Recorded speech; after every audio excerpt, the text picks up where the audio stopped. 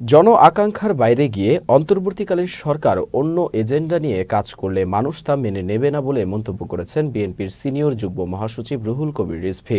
শনিবার বিকেলে রাজশাহী জেলা পরিষদ মিলনায়তনে জাতীয়তাবাদী ওলামা দলের বিভাগীয় কর্মী সমাবেশে প্রধান অতিথির বক্তব্যে তিনি এ কথা বলেন। এ সময় বিএনপির এই নেতা আনুপাতিক নির্বাচন ব্যবস্থার বিরোধিতা করে বলেন, একটি দল নিজেদের স্বার্থে আনুপাতিক নির্বাচন ব্যবস্থার কথা বলছে।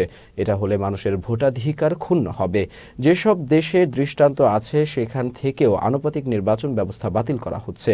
যাদের ভোটের সংখ্যা বেশি নয় তারা এটিকে কৌশল হিসেবে গ্রহণ করছে। বিগত আওয়ামী লীগ সরকারকে গুম খুনের সরকার উল্লেখ করে তিনি বলেন, রাষ্ট্রকে অপরাধী বানিয়েছে শেখ হাসিনা।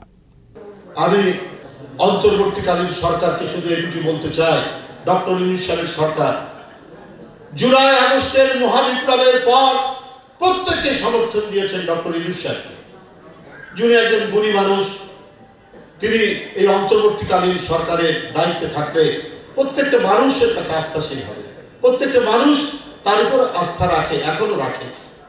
কিন্তু আমাদের বক্তব্য একটি, জনপ্রত্যাশা জন আকাঙ্ক্ষা এর বাইরে গিয়ে অন্তর্বর্তীকালীন সরকার অন্য এজেন্ডা নিয়ে কাজ করলে মানুষ কিন্তু এটা মেনে নেবে না।